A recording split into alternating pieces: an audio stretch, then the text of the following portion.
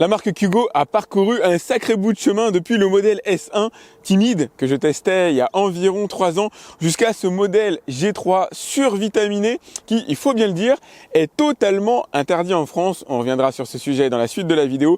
Bienvenue sur Avis Express pour le test de la Kugo Kirin G3. De toute façon, quand on la regarde, quand on la voit comme ça, on sait tout de suite qu'elle cache des surprises en matière de motorisation. C'est clair qu'elle n'a pas le look d'une Xiaomi M365, elle n'a pas le look d'une petite timide trottinette traditionnelle et c'est normal puisque se cache en partie arrière un moteur de 1200 watts. Le poste de pilotage, si je puis m'exprimer ainsi, est tout à fait conventionnel. Vous allez retrouver traditionnellement grip en caoutchouc à ce niveau-là. J'espère que la caméra est en mesure de bien faire la mise au point. Frein à disque avant et arrière, un très grand ordinateur, écran d'ordinateur de bord à ce niveau-là. Je vous montrerai plus tard parce que là, du coup, on le voit assez mal. Et bien sûr, un bouton pour le démarrage, le réglage des fonctions et la gâchette d'accélération. La trottinette est bien sûr suspendue. C'est absolument indispensable quand on atteint ce genre de vitesse. Et on évoquera ensemble le chapitre de la vitesse, qui est la raison principale pour laquelle, avec le moteur bien sûr, la trottinette est interdite à la circulation en France. Très gros disque de 12 cm de diamètre, très gros pneu de 10,5 cm de diamètre, quoique là il y a écrit 10, on est sur du 2,75 en épaisseur. Contrairement à ce que laissent présager les pneus, c'est pas une trottinette tout terrain, l'objectif c'est pas de faire du cross avec, elle est surtout faite pour les routes, alors je vais pas dire pour la ville, mais en tout cas faite pour avaler de l'asphalte. Bon éclairage sur cette trottinette puisque vous avez 2 lampes d'éclairage situées à l'avant, de part et d'autre de la roue, qui sont sensiblement occultées lorsque vous faites un virage, mais au moins une des 2 lampes reste active et vous allez retrouver bien sûr un éclairage à l'arrière pour indiquer aux personnes qui se trouvent derrière vous que vous êtes en train de freiner. Et sur les côtés, on se contentera de catadioptres. Quoi qu'on est plus sur des bandes réfléchissantes. Très grosse batterie à l'intérieur du deck, batterie de 18 ampères-heure, développement envoyant du 52 volts. Par contre, une grosse batterie et une grosse structure, ça se paye au niveau du poids. La trottinette pèse 35 kg, excusez du peu, on peut pas l'appeler portable. Elle a une belle garde au sol à ce niveau-là pour pouvoir descendre les trottoirs grâce aux roues de 10 pouces. Le deck est bien sûr agrémenté d'un grip en caoutchouc et d'une plateforme à l'arrière pour venir positionner votre pied afin d'améliorer le transfert des masses. Allez, c'est parti pour le test. Alors dans les zones où je vais circuler vierge à peu près 5-10 km/h, où je parlerai à la caméra, j'aurai pas de casque comme d'habitude, et dans les zones où je circulerai un petit peu plus vite, toujours vierge. Heureusement, il y a plein d'endroits où il est possible de ne croiser absolument personne, à part éventuellement un sanglier. Dans ce cas-là, je mettrai un casque.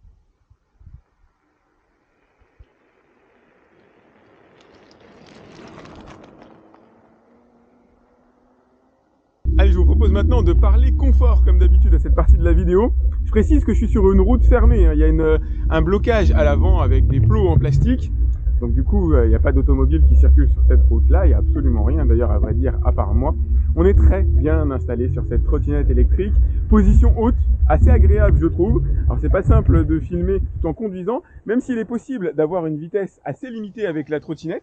Je peux circuler à la vitesse d'un marcheur au pas, à régler en même temps que je filme, c'est pas forcément extrêmement pratique ou agréable. Il y a de la place sur le deck, ça c'est cool, il y a de la place.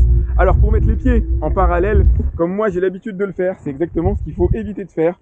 Ou pour mettre les pieds l'un devant l'autre, c'est ça qu'en théorie on est censé faire pour améliorer le transfert de masse. Bon, j'avoue, je suis un très mauvais élève à ce niveau-là. En même temps, j'ai plus l'habitude de circuler avec des trottinettes qui vont à 25 km/h, évidemment, pour lesquelles le transfert de masse est quand même intéressant, mais déjà un peu moins fondamental, on va dire. Les commandes tombent bien sous la main, elle est pratique à utiliser, l'écran est lisible même en plein jour, même avec le soleil en face.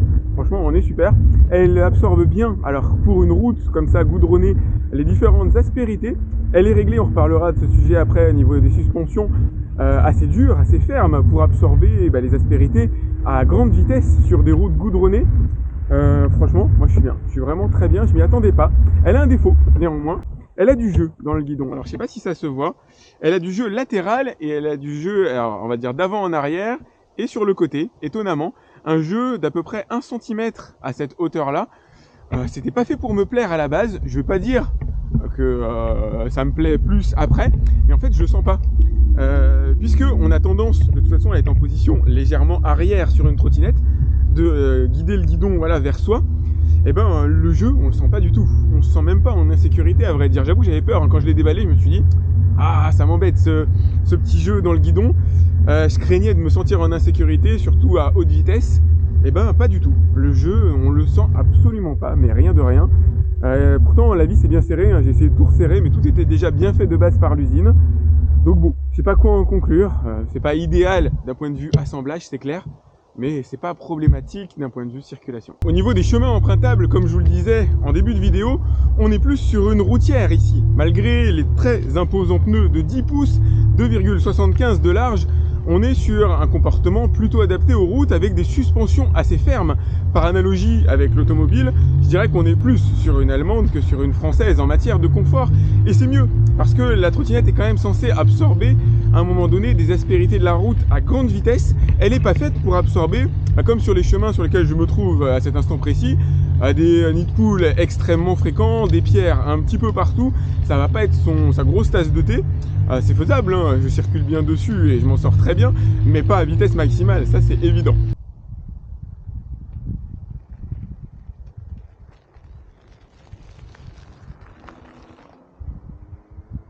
Il est bien évidemment possible de plier le guidon de la trottinette, alors c'est un peu fastidieux.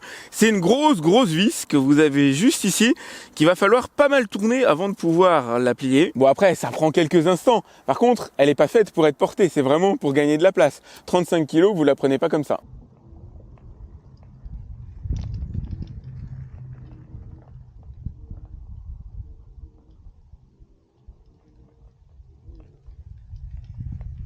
Niveau vitesse de pointe, je ne puis cacher un petit picotement négatif vis-à-vis de la trottinette, dont le moteur de 1200 watts devait me propulser à la vitesse charmante de 50 km/h, et malheureusement ça n'a pas été le cas. Si effectivement au compteur j'ai pu atteindre la vitesse alors de 48 km/h max avec la batterie pleine, la batterie totalement chargée, histoire de ne pas biaiser les tests tant qu'à faire, au GPS j'ai atteint 38 km/h.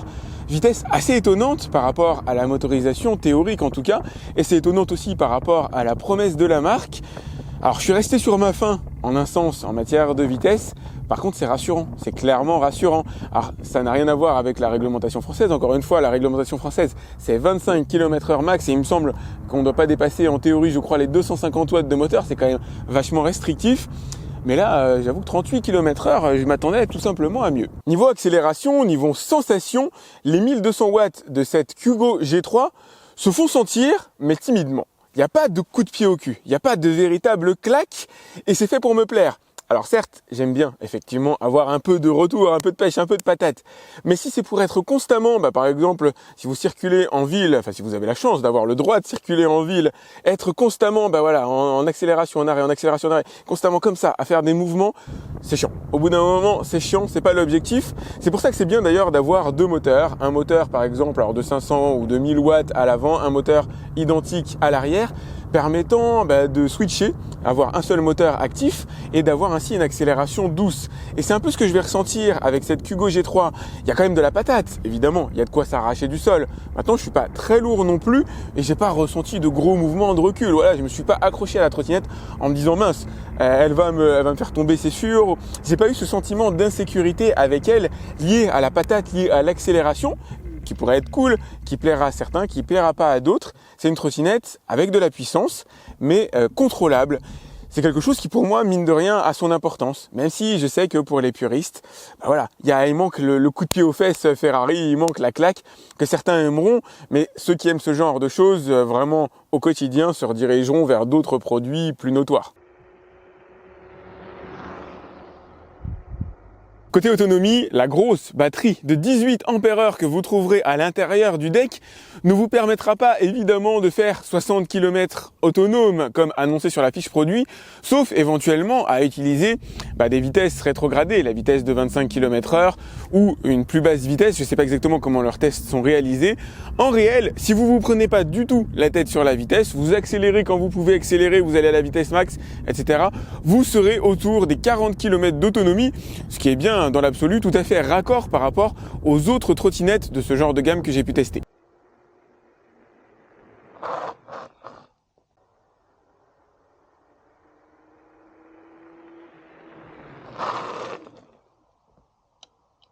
Le test de freinage, j'adore le faire avec ce genre de trottinette pour bien montrer que la distance de freinage n'est pas une fonction linéaire de la vitesse. Comprenez, si vous mettez 1 mètre pour vous arrêter à 1 km/h, ça ne veut pas dire que vous mettrez 2 mètres pour vous arrêter à 2 km/h.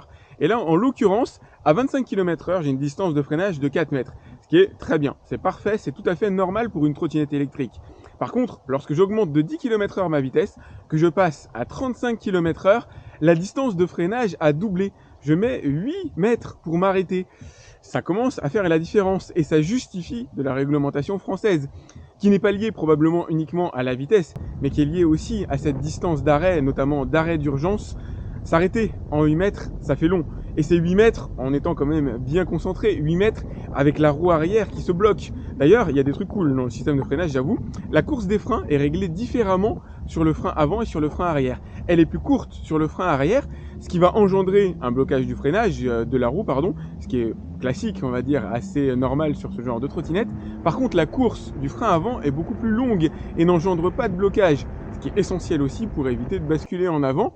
Donc le freinage a été bien fait, il est mordant suffisamment par rapport au gabarit de la trottinette, par rapport à son poids, par rapport à sa puissance, et encore une fois, par rapport à la réglementation, on est bien au-delà, et c'est très intéressant de voir que plus la vitesse augmente, et plus la distance augmente déraisonnablement. Allez, conclusionnons bien, avant bien sûr de parler de la partie légalité qui a son énorme importance concernant cette trottinette évidemment. Le châssis, super rigide, il est absolument excellent, fait pour absorber les aspérités à haute vitesse, pas pour absorber, là comme par exemple sur un terrain dans lequel je me trouve, à ce genre d'aspérité là où vous allez tout ressentir. Mais si vous êtes sur la route, l'objectif c'est lorsque vous avez un petit nid de poule, quelque chose d'acceptable pour des pneus de 10 pouces, que la trottinette puisse absorber le choc. Donc on est sur un élément rigide. Effectivement, on se sent bien dessus malgré le jeu qu'on peut avoir dans la potence dont je vous ai parlé et qui ne se ressent absolument pas dans la conduite. J'ai été très étonné, j'étais très inquiet au début et pourtant, non, ça s'est super bien passé. On est confort, on est bien dessus, on se sent en relative sécurité. Encore une fois, eu égard à la vitesse et à son potentiel d'accélération. Vitesse qui n'est pas celle donnée à l'intérieur de la fiche produit. J'ai pu atteindre la vitesse max de 38 km/h avec une accélération qui pour moi reste de l'ordre du maîtrisable. Je suis pas un professionnel de la trottinette électrique, je suis comme n'importe qui, j'aime bien un minimum de sensations, mais c'est pas ma vie, c'est pas ma grosse vocation. Je vais pas faire des parcours de ce type-là avec une trottinette électrique évidemment, mais je l'ai senti comme étant domptable. On n'est pas comme sur un moteur de 2 fois 1000 watts qui envoie du lourd quand on active les deux moteurs, on est sur quelque chose avec une croissance linéaire en matière d'accélération, il y a de la puissance, mais c'est pas déraisonnable. Ça, c'est pour l'indicateur générique. En matière de légalité, évidemment, elle est totalement illégale en France. Au-delà de 25 km/h, et je crois au-delà des moteurs de 250 watts, de toute façon, c'est pas autorisé. C'est inassurable en cas d'accident, en cas de problème X ou Y, accident pour vous ou pour une autre personne, c'est dans votre poche, c'est dans la poche de la personne aussi qui aura été, j'imagine, en tout cas dans l'immédiat, heurtée par vous, si vous êtes responsable de l'accident. Et vous risquez de payer l'addition extrêmement cher. Jamais un assureur n'acceptera ça. En matière d'homologation, puisque ça peut être un sujet, je ne sais absolument pas comment ça se passe. Est-ce que ça c'est homologable? Est-ce qu'il suffirait de le déclarer en préfecture et de mettre une plaque d'immatriculation à l'arrière pour la faire rouler?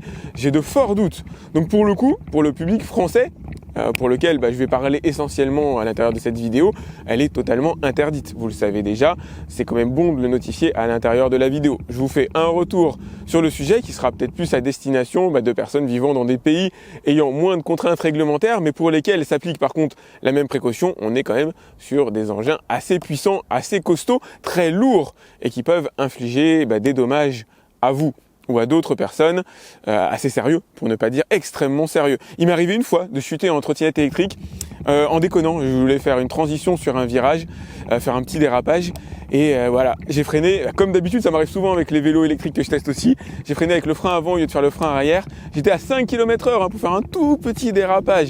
Je suis tombé, je me suis pas fait particulièrement mal, par contre ma main a touché le sol. J'ai mis, allez, quasiment 3 mois avant de ne plus avoir de mauvaises sensations dans la main. C'est juste pour vous donner un indicateur de, même à basse vitesse, trottinette électrique, ça rime quand même de toute façon avec danger. Voilà ce que je pouvais vous dire sur la Kugo G3. J'espère que vous avez aimé cette vidéo, n'hésitez pas à la liker, c'est important pour moi. Je vous ai mis le lien pour voir son prix directement dans la description comme d'habitude. N'hésitez pas à vous abonner à ma chaîne si ce n'est pas déjà fait. Si vous avez des commentaires, si vous avez des messages à me laisser, des questions, vous pouvez me les laisser dans les descriptions, dans les commentaires de la vidéo, pardon. Et moi je vous dis à très vite pour un autre test sur AviExpress. Salut!